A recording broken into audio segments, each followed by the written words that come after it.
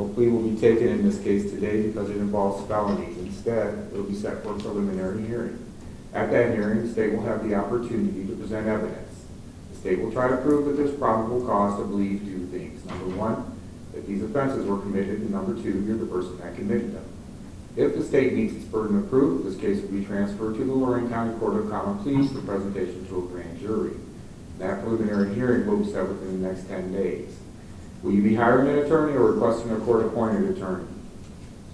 As of right now, court-appointed attorney, Your Honor. Do you have a job? Yes, sir. Where do you work? I do heating and air conditioning. What do you make on an hourly basis? About $22 an hour. Did you fill out the application for an attorney yet? No, sir. Okay, you need to fill out an application before I can appoint an attorney for you.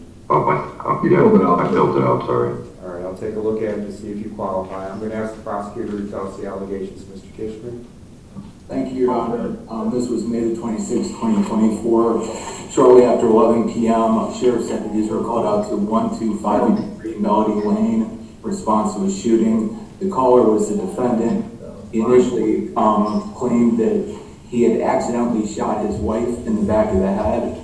His deputies were en route and were informed that there was a prior call out to the same address in which it was alleged the defendant had pointed a gun to the same victim's head.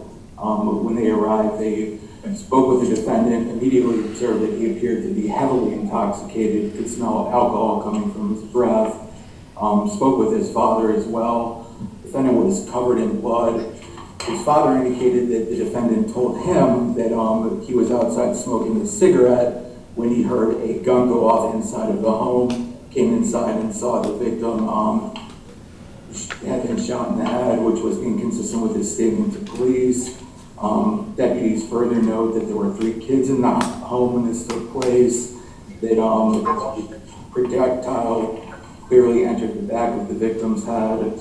The defendant appears to have changed his story during questioning, tried to shift and allege that the victim had shot herself. However, he was confronted with the fact that the entry of the bullet, as well as the fact that her hair was found in the slot of the firearm, made absolutely no sense and was completely inconsistent with the facts that he was alleging.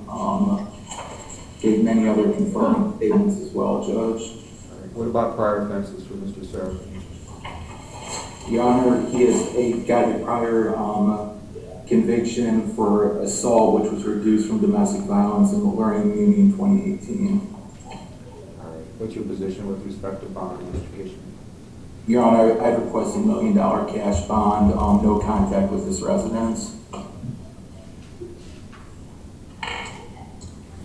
Okay, so Mr. Serafine, on the F1, $1 million. On the F2, $150,000. On the F3, $100,000.